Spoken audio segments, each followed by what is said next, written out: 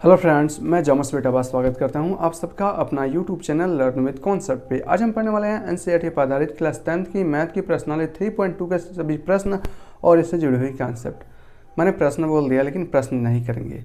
आज हम सीखने वाले हैं सिर्फ कॉन्सेप्ट। और कॉन्सेप्ट में कहा, पिछली वीडियो में हमने पढ़ा था वास्तव में क्या कि दो चर वाले रेखीय समीकरण का ग्राफीय आलेख विधि पढ़ा था, ठीक है ना। कि दो चर वाले रेखीय समीकरण को किसी भी कार्तीय तल में ग्राफ द्वारा कैसे रिप्रेजेंट किया जाता है। और मैंने आपको बताया था जब आपको रिप्रेजेंट करना हो तो हमेशा ग्राफ पेपर लीजिए, उस पर कीजिए, क्योंकि उस पर खाने बने रहते हैं तो उसमें ज़्यादा आपको प्रॉब्लम नहीं होगी। ऐसे इंचल की सहायता से जब आप पेन और पेपर की सहायता से बनाएंगे थोड़ा सा गड़बड़ हो जाएगा, ग्राफ पूरी एग्जैक्ट नहीं बन पाती है, ठीक है ना।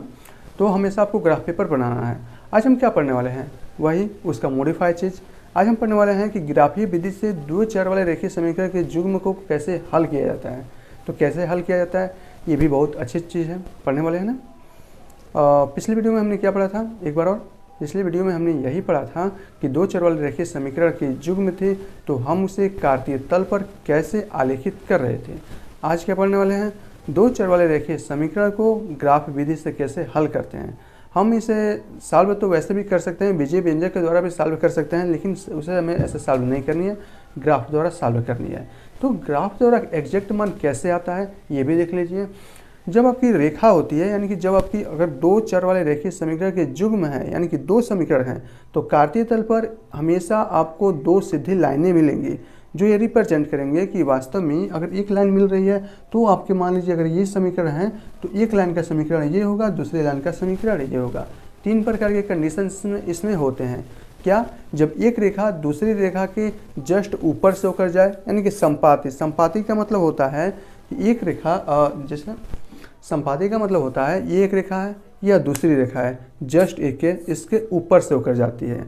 जस्ट इसके जब ऊपर से होकर जाए तो इस कंडीशन में एक लाइन दूसरे लाइन को प्रत्येक बिंदु पर टच करती जाएगी। जब प्रत्येक बिंदु पर टच करती जाएगी तो उसके अनंत हल होंगे। एक बिंदु पर टच कर नहीं रही है कि उसके एक बिंदु हल होंगे, अनंत बिंदु। जब संपाती दो रेखाएं जब संपाती हैं तो उस कंडीशन में उस समीकरण की अनंत हल मिलते हैं और वो दोनों रेखाएं एक ही रेखा हो जाती है। कब, जब संपाती है। तो कह सकते हैं कि दो संपाती है तो दो रेखाएं ना करके बन करके एक ही रेखा बन जाती है। और दो चर वाले जब आपके पास रेखीय समीकरण हैं तो उस कंडीशन में आपके अनंत हल मिलते हैं। तो दो रेखा जब संपाती है उस कंडीशन में भी आपको अनंत हल मिलेंगे। दूसरी बात होता है, यह एक रेखा है, यह आपकी दूसरी रेखा है, एक दूसरे के समानांतर होकर जाए।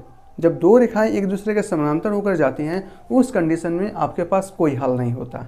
ओके, पहली बात संपाती थी तो अनंत हल। जब दो रेखाएं एक दूसरे के समानांतर होकर जाए, ऐसे ऐसे ऐसे, इसके बीच की दूरी हमेशा कांस्टेंट रहे तो समानांतर होकर जाए, उस कंडीशन में इसके एक भी हल नहीं मिलते हैं। तीसरी बात होता है, उसको भी हम करेंगे, अच्छे से करेंगे। तीसरी बात होता है कि जब दो रेखाएँ एक दूसरे के एक बिंदु से होकर जाए, जब दो रेखाएं एक दूसरे को काटती है तो हमेशा एक ही बिंदु पर काटती है। ओके, जब दो रेखाएं एक दूसरे के एक बिंदु से होकर जाए उस कंडीशन में दो रेखाएं एक दूसरे को एक बिंदु पर काटती है तो उसके एक हल मिलते हैं, ठीक है ना। हमें क्या करना है कि इसको इस दो समीकरण में लिखा हुआ हूँ इसको ग्राफीय विधि से हल करना है। व्यंजक विधि से भी हम इसे हल कर सकते हैं, एग्जैक्ट मान निकाल सकते हैं, लेकिन अपन को क्या करना है, ग्राफ विधि से इसको सॉल्व करना है। और देखिए एग्जैक्ट मान कैसे आएगा। भले आप मान कुछ भी मानिए, ग्राफ हमेशा सेम ही बनेगा जैसे मैं बना रहा हूँ। आप अपनी मर्जी से बनाएंगे तो भी वैसे ही बनेगा, थोड़ा भी आगे पीछे नहीं होगा, ठीक है ना। चलिए हम इसको थोड़ी से करते हैं। यहाँ देखिए, ये वास्तव में आपके 3.2 का क्वेश्चंस है जिसमें कहा गया था, मैं वो क्वेश्चंस को ही ले लिया हूँ ताकि बाद में ना कराना पड़े या कर भी लेंगे। इसमें कहा था कि एक विद्यालय में टोटल 10 विद्यार्थी हैं, उसमें कुछ लड़के हैं कुछ लड़कियाँ हैं, दोनों का योग कितना है, 10 है। लड़कियों की जो संख्या है लड़कों की संख्या से 4 अधिक है। तो मैंने मान लिया कि जो लड़कियां हैं वो उसे मैं y से प्रेजेंट कर दिया हूँ और जो लड़के हैं की संख्या है उसे मैं x से प्रेजेंट कर दिया हूँ। यहाँ पर लड़कों की संख्या से 4 अधिक है लड़कियों की संख्या, तो y = x + 4 लिख लिया हूँ। यहाँ अभी सिर्फ समझाने के लिए मैं समझा रहा हूँ, हालांकि आपको ऐसे करना नहीं है, लिखने का तरीका अलग होता है, हम उसे लिखवा देंगे, ठीक है ना। चलिए ग्राफीय विधि से हम इसको हल करते हैं। तो हल करने के लिए हमें क्या चाहिए, x और y के कम से कम 3 मान चाहिए। 2 मान में भी काम चल जाएगा लेकिन हमें कम से कम 3 मान चाहिए। 3 मान के लिए हम क्या करते हैं कि ये जो दो चर हैं, किसी भी एक चर को राइट हैंड साइड में भेज देते हैं और एक चर को हम लोग लेफ्ट हैंड साइड में कर लेते हैं। तो यहाँ से हम लोग करेंगे तो यहाँ से हो जाएगा x, यहाँ से मैं y इक्वल टू एक्स को ही मैं इधर भेज देता हूँ, तो ये हो जाएगा 10 माइनस एक्स।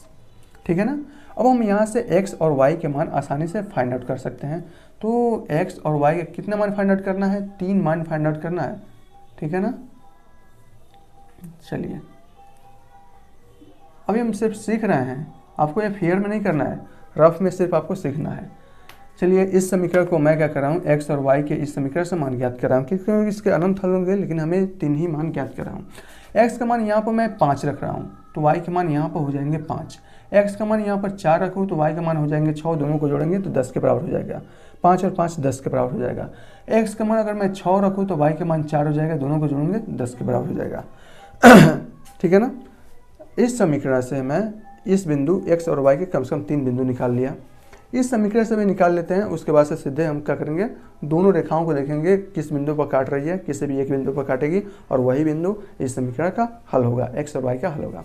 चलिए यहाँ देखिए, इससे जब निकालेंगे तो ये तो है ही, तो मैं इससे x और y के कम से कम 3 मान निकाल लेता हूँ। आपको कोई परेशानी है? कोई परेशानी नहीं होगी, क्योंकि यहाँ पर बहुत अच्छा समझने वाली चीज़ है। x का मान मैं यहाँ पर रख रहा हूँ और 1 रख रहा हूँ तो y का मान यहाँ से हो जाएगा 5। x का मान मैं यहाँ से -3 रख रहा हूँ तो y का मान हो जाएगा 1। x का मान अगर मैं 0 रखूँ तो y का मान हो जाएगा यहाँ से 4। हो जाएगा? बिल्कुल हो जाएगा। अब हम चल रहे हैं इसको कार्तीय तल में उपस्थित ग्राफ पर प्रदर्शित करने। ध्यान से देखिएगा, पिछली वीडियो आपने ध्यान से नहीं देखा है तो इस वीडियो को ध्यान से देखिएगा। x बराबर 5 तो y बराबर कितना है, x पर 5 पर y का मान कितना है 5, x पर 5 पर y का मान कितना है 5। इन दो अब हम क्या करेंगे, इस x अक्ष से सीधा हम लोग लंबवत एकदम लंबवत लाइन डालेंगे, फिर y अक्ष से लंबवत लाइन डालेंगे, देखेंगे वो दोनों लंबवत लाइन एक दूसरे को कहाँ पर काट रही है और वही आपका निर्देशांक बिंदु हो जाएगा, किसका, उस बिंदु का। ठीक है ना। यहाँ देखिए ये आपका क्या है 5 है ना, तो आप डैश डैश डैश द्वारा मिला सकते हैं या सिंपल वे से अगर आप चाहें तो अंदाज लगा सकते हैं कि ये वास्तव में इसी के बीच में आएगा। ठीक है ना। मैं और ये जो 5 मिलाएंगे आप तो वास्तव में इसी के बीच में आने वाला है। तो दोनों का कटान बिंदु आप देख रहे हैं ये है। ठीक है बिल्कुल। और इसका जो निर्देशांक बिंदु होगा वो क्या होगा आपका 5,5 होगा। ठीक है ना। किसी भी बिंदु को स्थिति ज्ञात करना किसी भी कार्तीय तल में हमने पढ़ चुके हैं, मच्छर भागना हमने पढ़ चुके हैं। ठीक है ना। चलिए दूसरे को देखते हैं। x पर 4 का मान, y पर 6 का मान। x पर 4 y पर 6 यानी कि कहीं इधर आएगा। चलिए मैं इसको अंदाज से मिलाता हूँ। x पर 4 से y पर क्या आना चाहिए 6 आना चाहिए। ठीक है ना। y पर 6 शायद इसी के बीच में कहीं आएगा। चलिए हम लोग देख ले रहे हैं। नहीं सॉरी, इसके बीच में आ रहा है, यहाँ पर आ रहा है। ठीक है ना। तो ये हो जाएगा, इसका निर्देशांक बिंदु हो जाएगा 4,6। ठीक है, कोई प्रॉब्लम? कोई प्रॉब्लम नहीं। यहाँ देखिए x पर 6 y पर 4, x पर 6 और y पर 4 इन दोनों को देख लीजिए कहाँ आ रहा है, x पर 6 और y पर 4। मैं अंदाज से खींच दे रहा हूँ। ठीक है ना। x पर 6 और y पर 4 कुछ यहाँ आएगा। ठीक है ना। और इसे मैं मिलाऊंगा तो ये वो आपका बिंदु हो जाएगा और इस बिंदु का निर्देशांक होगा x पर 6 और y पर कितना है 4 है। ठीक है, कोई प्रॉब्लम? कोई प्रॉब्लम नहीं होनी चाहिए, क्योंकि हमने सेम टू सेम जो पढ़ चुके हैं उसे कॉन्सेप्ट का यूज करके हम इसे कर रहे हैं। अब हम क्या करें, तीनों बिंदुओं को मिलाएंगे और देखेंगे क्या तीनों बिंदु एक लाइन पर मिल रही है। लाइन पर मिल रही है तब तो सही है, नहीं मिल रही है तभी गड़बड़ है। ठीक है ना। ग्राफ पेपर जब आप मिलाएंगे ना तो बिल्कुल एग्जैक्ट लाइन पर मिलेगा ये वाला। ठीक है ना। तो यह इसका लाइन हो जाएगा। ओके। ये और इस रेखा का जो समीकरण होगा वो क्या है आपका, x plus y equal to 10 है। तो मैं लिख देता हूँ x प्लस वाई और -10 इक्वल टू 0। ठीक है ना। इस रेखा का समीकरण है जिससे ये पता चलता है। ओके। अब हम चलिए इसको करते हैं। दूसरे वाले समीकरण, ये आपका समीकरण फर्स्ट था और ये आपका समीकरण सेकंड है। समीकरण सेकंड से हम x और y के 3 वैल्यू निकाले हैं और इसका मान हम कार्तीय तल में रख रहे हैं।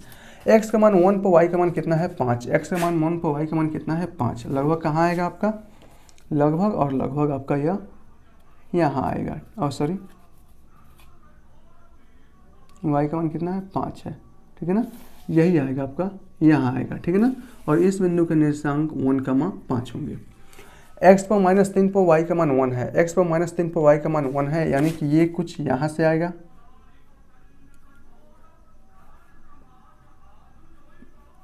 ये वाला आएगा लगभग, ठीक है ना, ये वाला आएगा। अब यहाँ देखिए x पर 0 का मान y पर 4, x पर 0 पर y पर 4, मतलब ये वाला बिंदु आ रहा है, ठीक है ना। चलिए ठीक है, बिल्कुल यहाँ तक सही है ना। यहाँ देखिए मैं इन तीनों बिंदुओं को मिला रहा हूँ और देख मिलाने पर क्या ये तीनों बिंदु एक लाइन पर मिल रही है? बिल्कुल मिल रही है, ठीक है, मिल रही है, बिल्कुल मिल रही है। तो वास्तव में इस रेखा का जो हल समीकरण होगा वो किस रेखा का समीकरण है? यहाँ देखिए y इक्वल टू क्या है? x प्लस 4 है, यह इस रेखा का समीकरण है। दोनों बिंदुओं क्या देखिए, दोनों रेखाएं एक दूसरे को कहाँ काट रही है? यहाँ काट रही है, काट रही है यहाँ पर, बिल्कुल काट रही है यहाँ पर। जब यहाँ पर काट रही है तो इसका मतलब एक बिंदु पर काट रही है, तो इसके एक ही हल होंगे, ठीक है। इसके कितने हल होने चाहिए? एक हल होनी चाहिए, और वो हल इसका यही होगा। और इस बिंदु को ज्ञात करना है तो इस बिंदु को कैसे ज्ञात कर सकते हैं? देखिए वास्तव में यहाँ पर इस बिंदु पर सीधे लंबवत डालिए, मैं इससे सीधे लंबवत डाल रहा हूँ, तो वास्तव में ये बिंदु किस पर मिल रहा है? यहाँ देखिए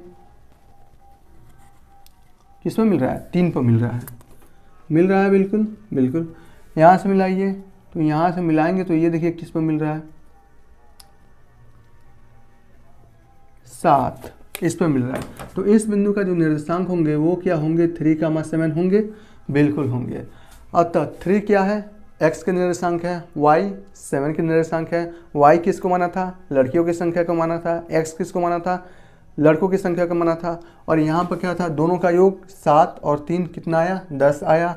और 3 क्या है? लड़कों की संख्या है, 7 लड़कियों की संख्या है। 7 लड़कियों की संख्या से कितनी ज़्यादा है? 4 ज़्यादा है, जो यहाँ पर उपस्थित था। इस प्रकार हम अपनी मर्जी से कोई भी ग्राफ बनाएंगे, हमेशा आपका ग्राफ यही बनेगा, इससे सिवाय कुछ बन ही नहीं सकता।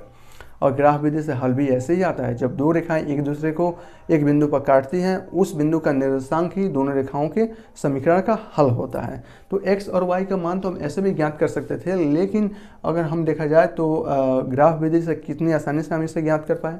बिल्कुल कर पाए। इसमें कुछ भी ज़्यादा दिमाग लगाने की ज़रूरत नहीं है। दोनों रेखाएं जिस बिंदु पर काटी है उसका निर्देशांक बस फाइंड आउट करना था, हमने कर लिया। इसका निर्देशांक आया 3,7, जहाँ 3x का निर्देशांक y 7 क्या है? y का निर्देशांक है। y लड़कियों की संख्या को माना था, x लड़कों की संख्या को माना था। 7 3 से कितना ज़्यादा है? 4 ज़्यादा है, जो दिए गए समीकरण को फॉलो कर रहा है कि y लड़कियों की संख्या लड़कों की संख्या से 4 ज़्यादा होनी चाहिए, 4 ज़्यादा है।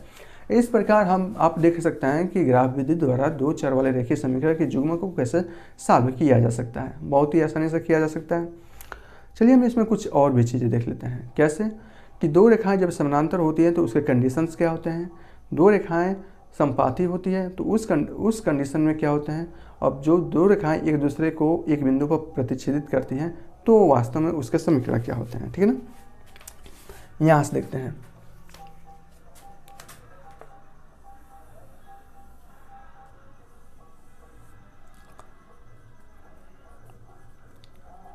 दो रेखाएं अगर आपके पास कुछ इस प्रकार दी गई है, a1x प्लस b1y और प्लस c1 इक्वल टू 0। यहाँ देखिएगा जो रेखा का समीकरण होता है वो होता है ax plus by plus c equal to 0 से हो रहा है, लेकिन हमें युग्म ज्ञात करना है ना। हम क्या पढ़ रहे हैं? दो चर वाले रेखीय समीकरण को युग्म पढ़ रहे हैं, इसलिए मैं इसको a1 b1 ले रहा हूँ। और एक आपकी है a2x plus b2y plus c2 equal to 0। ये आपका दो समीकरणों के युग्म बन गया है, ठीक है ना। अगर इसमें देखा जाए तो x का गुणांक a1 और a2 है, a1 है और a2 है। कुछ मैं इस प्रकार ले रहा हूँ कि a1 बट्टे a2, यानी कि इसमें x का गुणांक पहले वाले में, दूसरे वाले में x का गुणांक a2। अगर यह है b1 बटा b2 not equal to b1 बटा b2, ध्यान से देखिएगा, जो भी आपका समीकरण दिया गया होगा युग्म इस फॉर्म में दिया गया होगा, हमें क्या करना है? दोनों में x का गुणांक निकालना है, a1 बटा a2 करना है और b1 बटा b2 करना है, और वो दोनों का मान बराबर नहीं है, यानी कि a1 बटा a2 not equal to b1 बटा b2। इसका मतलब होता है कि दोनों रेखाएं एक दूसरे को एक बिंदु पर प्रतिच्छेदित करेंगे, ठीक है। तो उसका एक हल होगा, ध्यान से समझिएगा। इस कंडीशन में a1 बटा a2 not equal to b1 बटा b2, इस कंडीशन में क्या होता है? दो रेखाएं एक दूसरे को एक बिंदु पर प्रतिच्छेदित करती हैं, इसीलिए इसका एक हल होता है, ठीक है ना। मैं यहाँ लिख देता हूँ, एक हल मिलेगा। क्यों? क्योंकि दोनों रेखाएं एक दूसरे को प्रतिच्छेदित करती है एक बिंदु पर। किताब में भी है, आपको देख लीजिएगा, मैं यहाँ पर समझा रहा हूँ, ठीक है ना। तो ये रेखाएं क्या होंगी, एक बिंदु पर प्रतिच्छेदित करेंगी, एक बिंदु पर प्रतिच्छेदित करेंगी।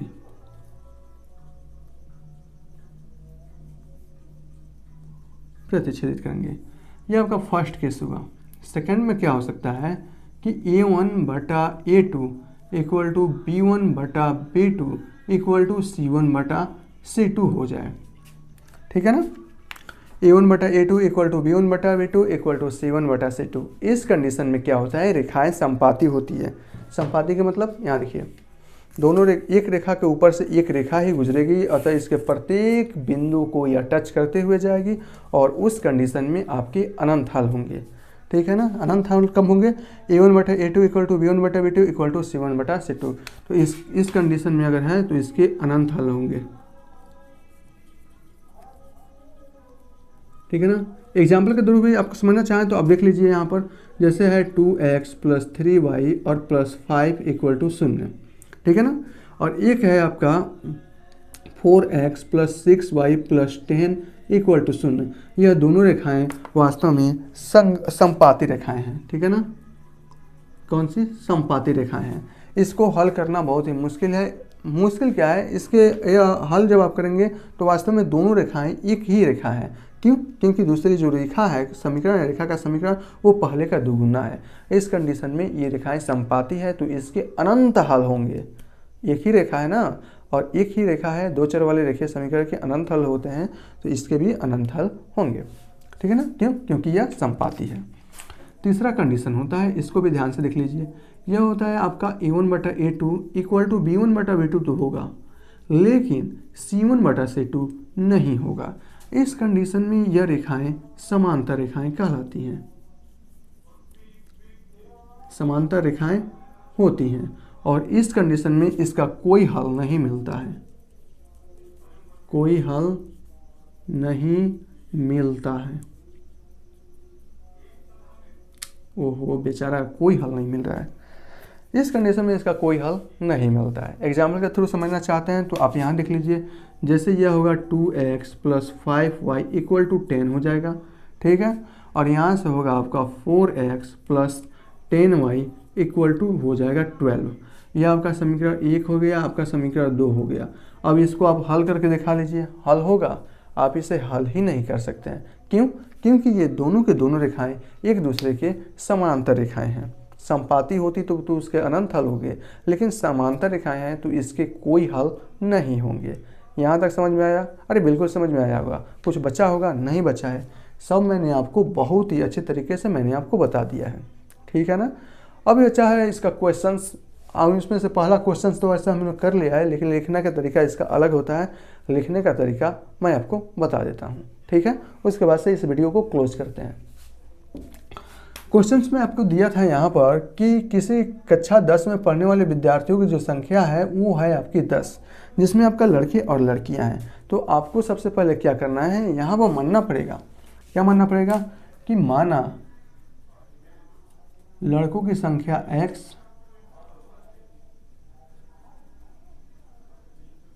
की संख्या x तथा लड़कियों की संख्या y है।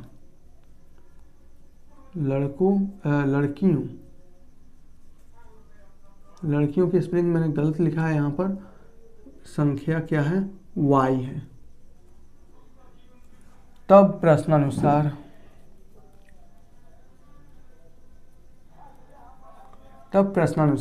x + y = 10 और दूसरे कंडीशन में दिया है y = x + 4। उसके बाद से आपको ऐसे लिखना है और ऐसे बनाना है, ठीक है ना। और उसके बाद से ये आपको ग्राफ बनाना है और ग्राफ पर ऐसे आपको सब अंक भी प्रदर्शित करना है। यहाँ पर मैं तीर लगाया हूँ, इसका मतलब है कि यह कार्तीय तल है और ये रेखाएं अनंत बिंदुओं तक जा रही हैं, ठीक है ना। इसलिए इसके मुंह पर हमने तीर लगा दिया है। इस प्रकार करने के बाद आप ये दर्शा सकते हैं कि यहाँ पर सब लिखने के बाद यहाँ पर लिख लीजिएगा कि दोनों रेखाएं, ये सब करने के बाद आपको नीचे लिखना है दोनों रेखाएं एक दूसरे को एक बिंदु पर काटती है, एक बिंदु और इस पर मन करेगा तो लिख लीजिएगा 3,7 पर काटती हैं। अतः 3,7 दिए गए समीकरण के हल होंगे।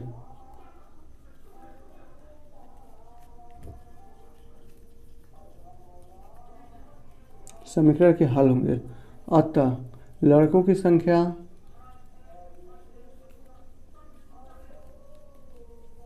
क्या होगी भैया? लड़कों की संख्या क्या है? 3 होगी। वह लड़कियों की संख्या ज़्यादा है भैया, 4 ज़्यादा है, इक्वल टू 3 + 4 = 7 होगा। ठीक है ना? और यही आपका आंसर हो जाएगा ग्राफी विधि से। तो कितनी आसान है, कुछ था? कुछ भी नहीं था भैया, एकदम बिल्कुल आसान था। आप बहुत ही अच्छे से समझ जाएंगे। ठीक है ना?